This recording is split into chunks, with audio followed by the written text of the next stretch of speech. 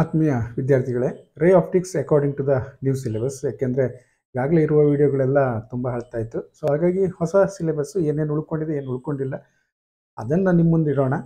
So first ನಾವು ಒಂದಿಷ್ಟು introduction ಪಾರ್ಟನ್ನು discuss ಮಾಡ್ಕೊಂಡು, ಅಂದರೆ ಈಗ ರೇ ಆಪ್ಟಿಕ್ಸನ್ನು ನಾವು ಎಲ್ಲಿವರೆಗೆ ಕಲಿಬೋದು, ಯಾವ ಅಪ್ರಾಕ್ಸಿಮೇಟಲ್ಲಿ ನಾವು ರೇ ಆಪ್ಟಿಕ್ಸನ್ನು ಕಲಿತೀವಿ ಅನ್ನುವಂಥದ್ದು. ಯೂಶ್ವಲಿ ಏನು ಮಾಡ್ತೀವಿ ಅಂದರೆ, ಇಲ್ಲಿ ನಾವು ಲೈಟನ್ನು ನಾವೇನು ವೇವ್ ಅಂತೀವಲ್ಲ, ಯಾಕಂದರೆ ಈ ಮ್ಯಾಕ್ಸ್ವೆಲ್ಸ್ ಥಿಯರಿ ಬಂದಾಗಿತ್ತು ಅಷ್ಟೊತ್ತಿಗೆ.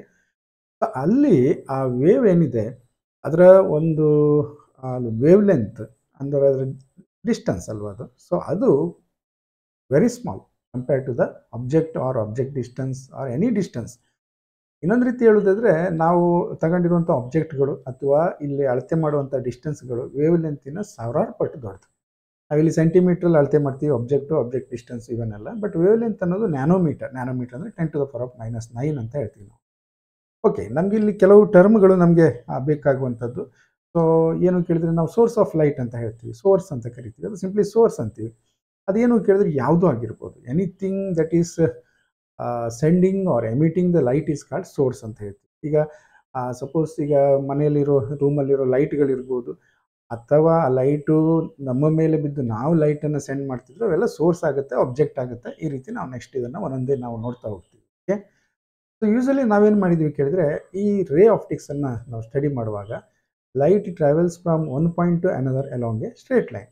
ಸ್ಟ್ರೇಟ್ ಲೈನಲ್ಲಿ ಹೋಗುತ್ತೆ ಅನ್ನೋದು ನಮಗಿಲ್ಲಿ ಏನಂದರೆ ರೆಕ್ಟಿಲಿನಿಯರ್ ಒಂದು ಪ್ರೊಪಗೇಷನ್ ಆಫ್ ಲೈಟ್ ಅಂತೀವಲ್ಲ, ನಾವು ಆ ರೂಲ್ಸನ್ನು ಇಲ್ಲಿ ಸ್ಟಿಕ್ ಆಗಿದ್ದೀವಿ. ಯಾಕೆಂದರೆ ನಾವು ರೇ ಆಪ್ಟಿಕ್ಸಲ್ಲಿ ಇದ್ವಿ. ಸೊ ಲೈಟು ಒಂದು ಮೀಡಿಯಮಲ್ಲಿ ಒಂದು ಪಾಯಿಂಟಿಂದ ಇನ್ನೊಂದು ಪಾಯಿಂಟ್ಗೆ ಅದು ಸ್ಟ್ರೇಟ್ ಲೈನಲ್ಲಿ ಹೋಗುತ್ತೆ ಅಂತ ಹೇಳ್ತೀವಿ ನಾವು. ಸೊ ಈಗ ಮೇನಾಗಿ ನಾವು ಒಂದು ಕಡೆಯಿಂದ ಸೋರ್ಸ್ ಅಂತೀವಿ, ನಾವು ಇನ್ನೊಂದು ಕಡೆಗೆ ಡೆಸ್ಟಿನೇಷನ್ ಅಂತ.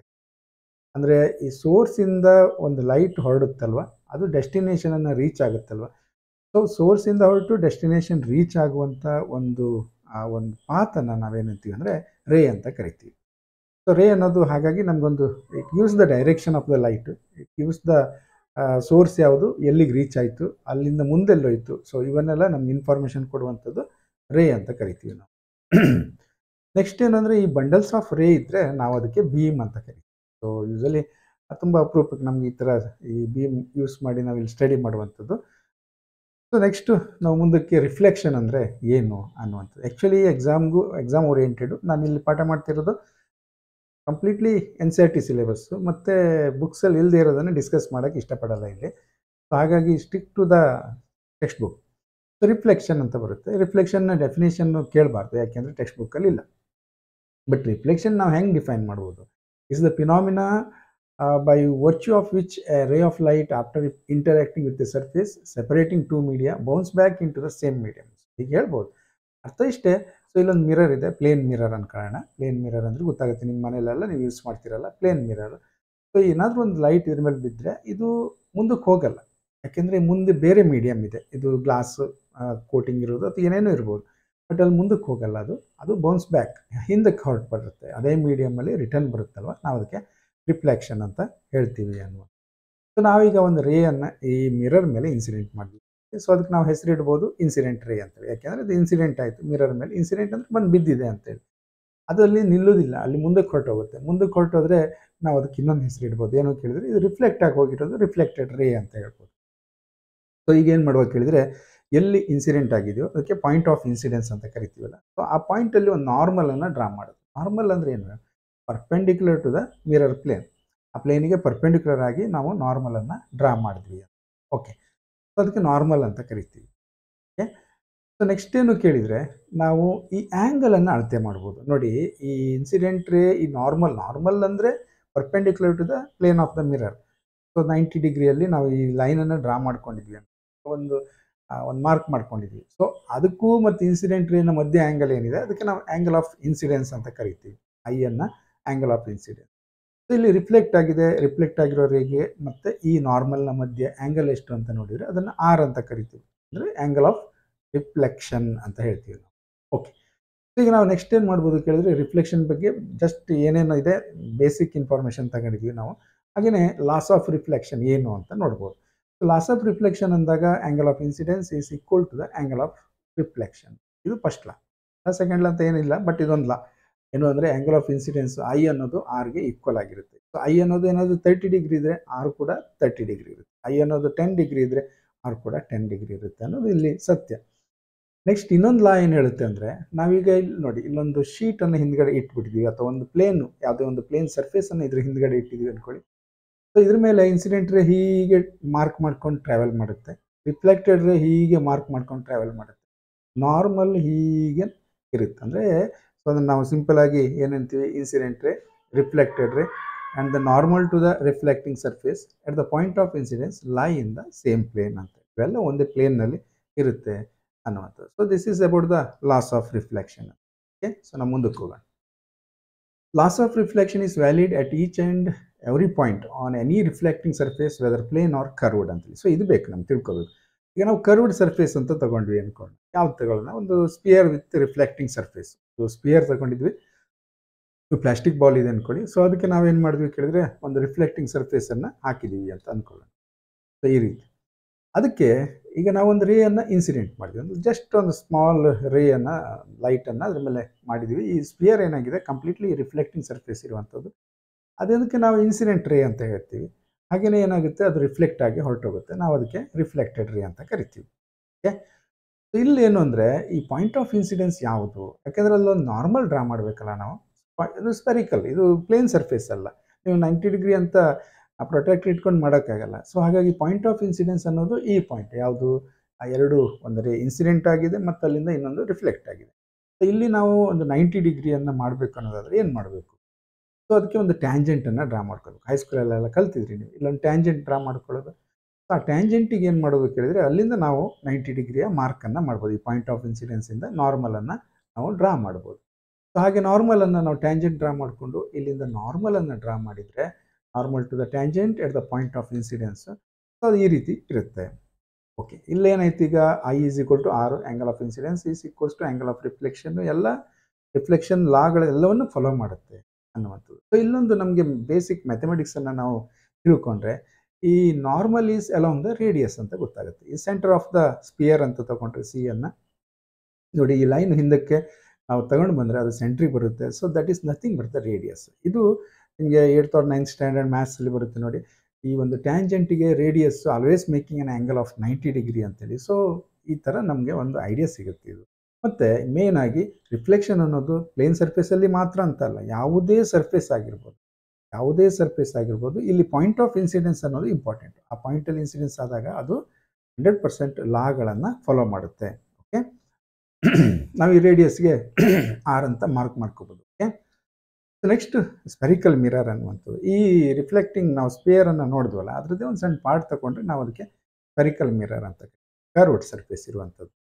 ಸೊ ಅದರಲ್ಲಿ is a part of reflective hollow sphere ಅಂತ ಕರಿತೀವಿ. ಸೊ ದರ್ ಆರ್ 2 ಟೈಪ್ಸ್ ಅಂತ ಹೇಳ್ತೀವಿ. ಒಂದೇನಂತೀವಿ ನಾವು ಅಂದರೆ ಕಾಂಕೇವ್ ಮಿರರ್ ಅಂತ ಕರಿತೀವಿ.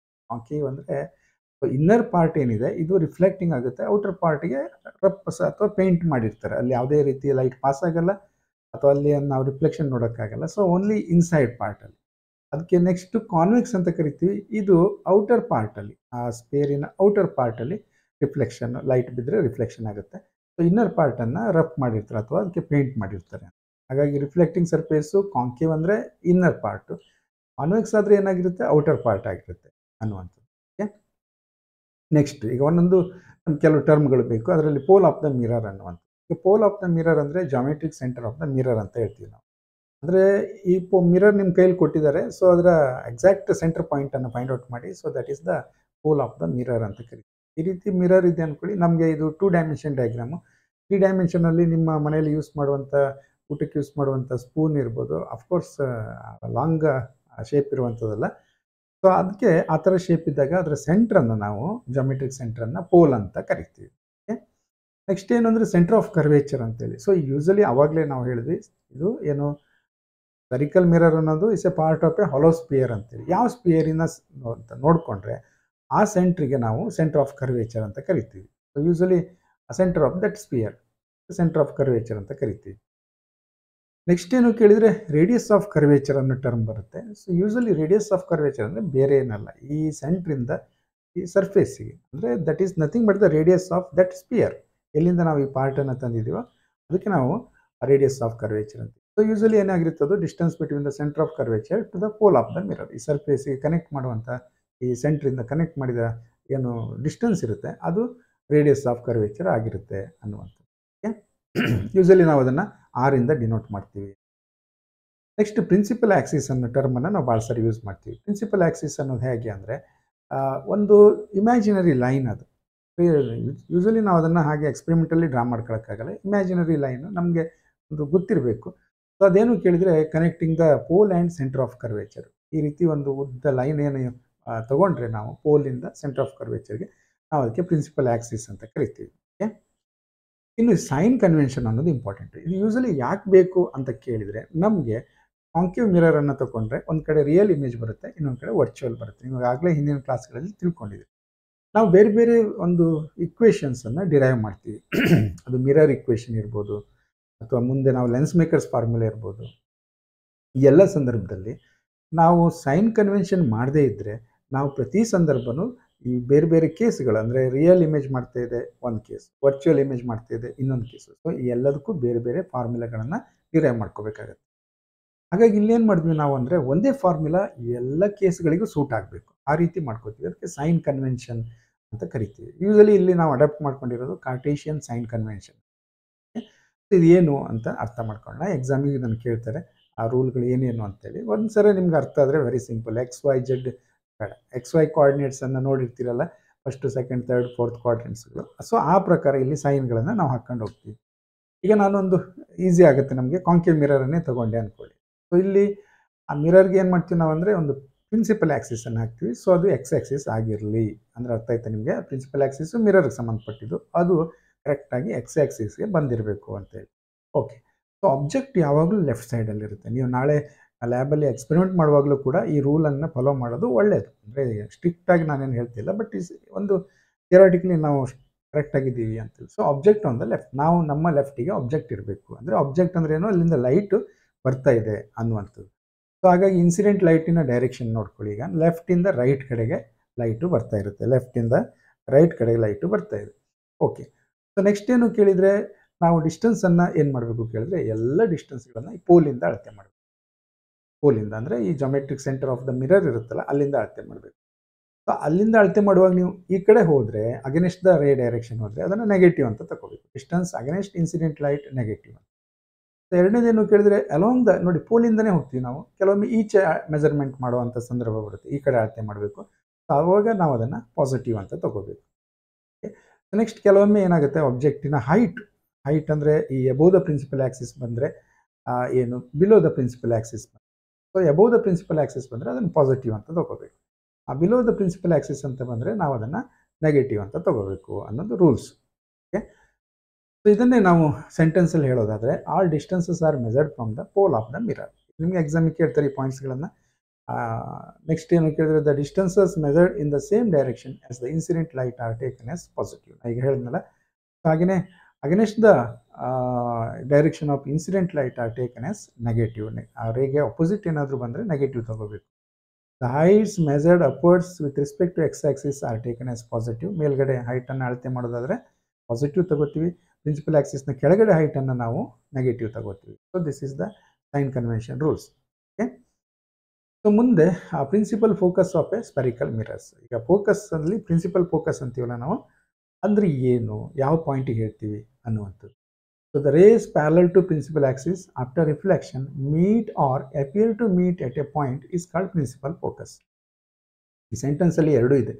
ಅದು ಆ್ಯಕ್ಚುಲಿ ಮೀಟ್ ಆಗುತ್ತೆ, ಆದರೆ ಅಲ್ಲಿಂದ ಮೀಟ್ ಆಗಿದೆಯೇನೋ ಅಂತ ಅನಿಸುತ್ತೆ. ಸೊ ಇವೆರಡು ಕೇಸ್ಗಳಲ್ಲಿ ನಾವು ಆ ಪಾಯಿಂಟಿಗೆ ಪ್ರಿನ್ಸಿಪಲ್ ಫೋಕಸ್ ಅಂತ ಕರಿತೀವಿ. ಸೊ ಫಸ್ಟ್ ನಾವೇನು ಮಾಡೋಣ, ಕಾಂಕೇವ್ ಮಿರರನ್ನು ತೆಗೆದುಕೊಂಡು ಇಲ್ಲಿ ಏನು ಅಂದರೆ ಪ್ಯಾರಲಲ್ ರೇಸು ಇನ್ಸಿಡೆಂಟ್ ಆಗುತ್ತೆ. ಇನ್ಸಿಡೆಂಟ್ ಆದಮೇಲೆ according to the law of ರಿಫ್ಲೆಕ್ಷನ್ನು, ಸೊ ಅವೆಲ್ಲ ರಿಫ್ಲೆಕ್ಟ್ ಆಗುತ್ತೆ. ರಿಫ್ಲೆಕ್ಟ್ ಆಗಿ ಮತ್ತೆ ಪ್ರಿನ್ಸಿಪಲ್ ಆ್ಯಕ್ಸಿಸನ್ನು ಕ್ರಾಸ್ ಮಾಡ್ಕೊಂಡು ಹೋಗುತ್ತೆ. ಸೊ ಒಂದು ಪಾಯಿಂಟಲ್ಲಿ ಅವೆಲ್ಲವೂ ಮೀಟ್ ಆಗ್ತವೆ, ಪ್ರಿನ್ಸಿಪಲ್ ಆ್ಯಕ್ಸಿಸ್ನಲ್ಲಿ ಮೀಟ್ ಆಗ್ತವೆ, ನೆನ್ಪಿಟ್ಕೊಳ್ಳಿ. ಸೊ ಈ ಮೀಟ್ ಆಗುವ ಪಾಯಿಂಟನ್ನೇ ನಾವು ಪ್ರಿನ್ಸಿಪಲ್ ಫೋಕಸ್ ಅಂತ ಕರೆಯೋದು. ಓಕೆ, ನೆಕ್ಸ್ಟ್ ಏನು ಕೇಳಿದ್ರೆ ಕಾನ್ವೆಕ್ಸ್ ಆದರೆ ಏನಾಗುತ್ತೆ, ಕಾನ್ವೆಕ್ಸಿಗೆ ಮೀಟ್ ಆಗಲ್ಲ. ನೋಡಿ, ಪ್ಯಾರಲಲ್ ರೇಸು ಈ ರೀತಿ ಇನ್ಸಿಡೆಂಟ್ ಆಗುತ್ತೆ. ಇನ್ಸಿಡೆಂಟ್ ಆದಮೇಲೆ ಏನಾಗುತ್ತೆ, ಅದು ಮತ್ತೆ ಹಿಂದಕ್ಕೆ ಹೊರಟೋಗುತ್ತೆ according to the law of reflection. But ನಾವು ಎದುರುಗಡೆಯಿಂದ ನೋಡಿದರೆ ಆ ಲೈಟು ನಮಗೆ ಒಂದು ಸಿಂಗಲ್ ಪಾಯಿಂಟು ಬಿಹೈಂಡ್ ದ ಮಿರರ್ನ ಒಳಗಡೆಗೆ ಒಂದು ಪಾಯಿಂಟಿಂದ ಬಂದಾಗ ಕಾಣಿಸುತ್ತೆ. ಸೊ ಈ ಪಾಯಿಂಟಿಗೆ ನಾವು ಪ್ರಿನ್ಸಿಪಲ್ ಫೋಕಸ್ ಅಂತ ಕರಿತೀವಿ. ಬಟ್ ಇಲ್ಲಿ ಹಿಂದ್ಗಡೆ ಬಂದು ನೋಡಿದರೆ ಮಿರರಲ್ಲಿ ಏನೂ ಕಾಣಿಸಲ್ಲ, ನೆನ್ಪಿಟ್ಕೊಳ್ಳಿ. ಸೊ ಇವೆಲ್ಲ ಏನು ಕೇಳಿದ್ರೆ ಮಿರರ್ ಮುಂದಿಂದ ನೋಡಬೇಕು ನಮಗಲ್ಲಿ. ಫಾರ್ ಎಕ್ಸಾಂಪಲ್ ಈಗ ನಿಮ್ಮ ಬೈಕಿಗೆ ರಿಯರ್ ವ್ಯೂ ಮಾಡೋಕ್ಕೊಂದು ಮಿರರ್ ಇದೆ ಅಂದ್ಕೊಳ್ಳಿ. ಮಿರರಲ್ಲಿ ನೋಡಿದ್ರೆ ನಿಮ್ಗೆ ಗೊತ್ತಾಗುತ್ತೆ ಅದ್ರ ಒಳಗಡೆ ಕಾಣಿಸುತ್ತೆ.